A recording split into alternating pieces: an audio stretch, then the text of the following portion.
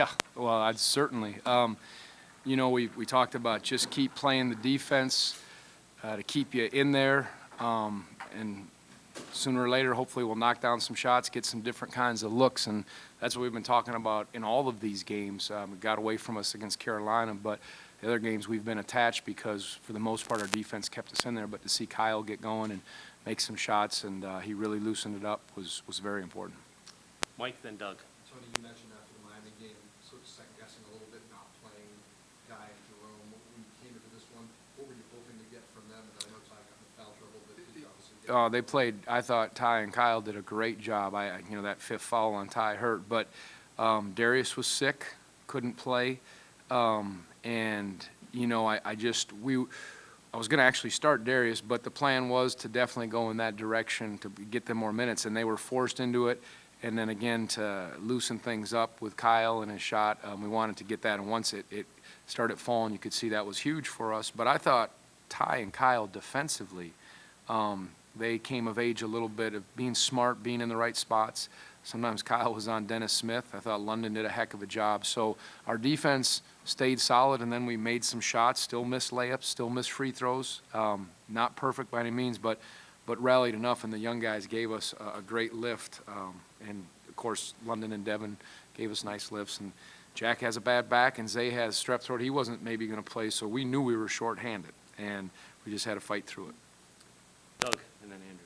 Tony, obviously, Kyle played 2 minutes against Miami. Mm-hmm. As you look back at that, feel Richie played a little bit more. I think I heard in the ratings he could have probably. Yeah, I mean, we have a group of guys that sometimes they're different, but they've all helped us at different times. And, I thought we had the Miami game if we made some free throws, which we didn't. And I thought we needed because of the way they were attacking, a little more size and physicality on the perimeter.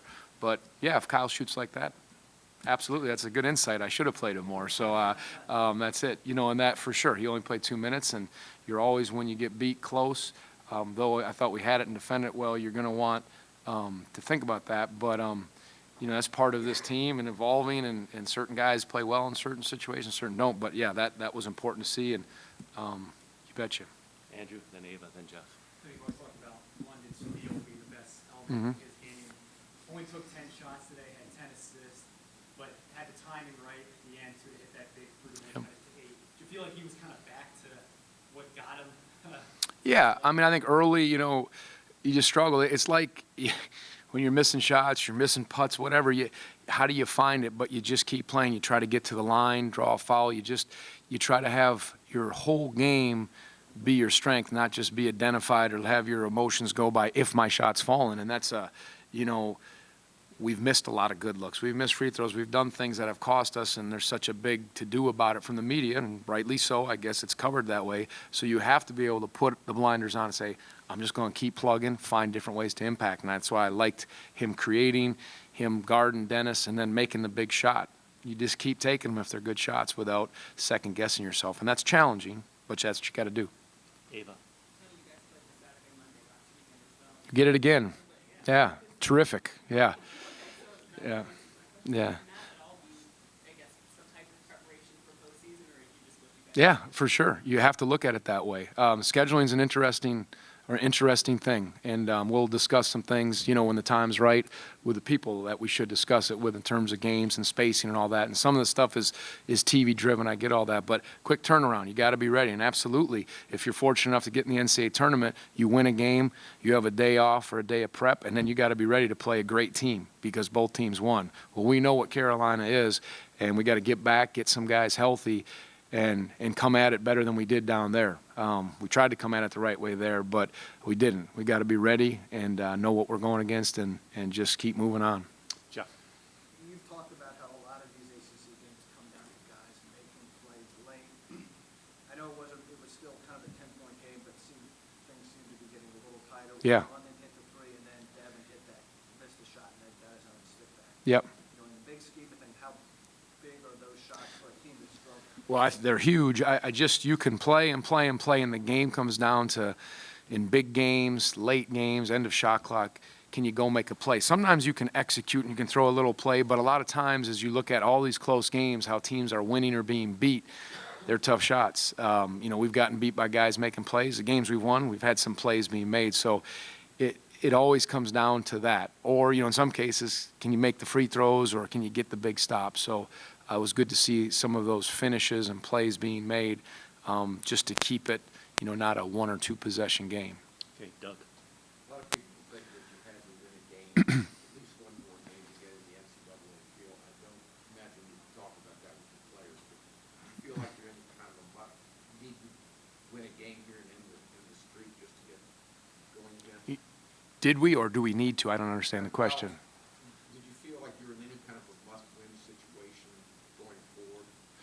I mean, yeah, every game we want to win, it's a must win. It's an opportunity, but by focusing on that, I wasn't going to do it. I have no idea where we stand in terms of, our projections, if we're in, if we're out, all that stuff.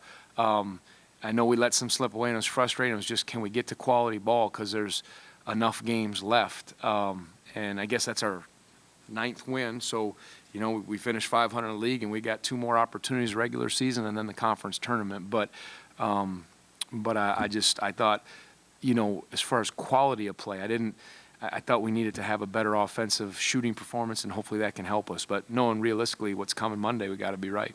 Any questions from the home Hopefully that media answer. before we take 1 or 2 more? Okay. I don't know if that answered your question. Todd, and then can find out. Yeah, I didn't. Finish up with Andrew. You didn't ask it very well, so I didn't answer it well, and you didn't ask it well. So it's on us both. I think that's it. No, if you want to go ahead. Take your time. So for Isaiah to give you what he did today, not feeling well, defense and had a few points, what does that mean for you guys? Good. We needed it. I don't know if you guys could see Jack wincing, when he landed and all that, and that's why he banked his first free throw, and it was all his back because he's never done that before. But we didn't know. Zay didn't practice yesterday.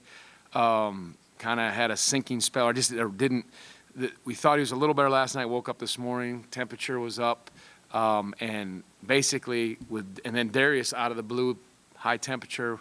We said warm up, and you tell us. Don't need much, but let us know. And then Darius was getting nauseous on the bench, and so Zay said, I want to try it, and that's why we gave him those things. So we needed it all, and I thought that he did a good job. We put him on at times a perimeter player so we could keep going. I thought his smarts and ability to be in those spots helped.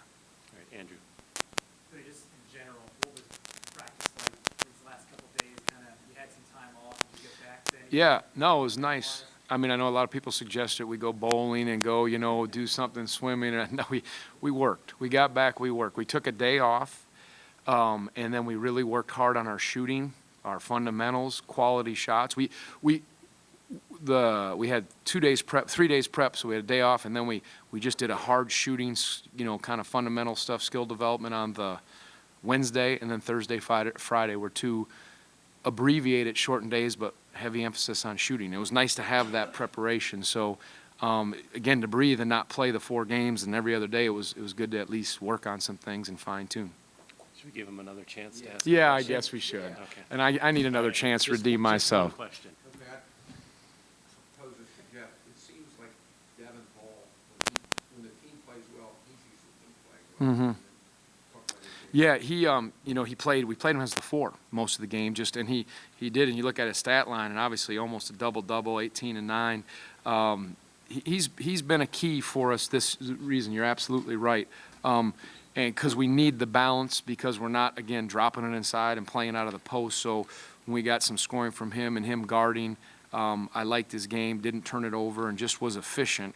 And he's really he's got some leadership in him, and I see him. He's trying to urge and pull and lead the team, along with obviously Isaiah and London. So he's been very important. And Marielle obviously didn't have a good game today, and the other guys stepped up. Marielle's had good games in the past, and that's kind of part of having the balance and the depth. That's why we recruited that way. Tony,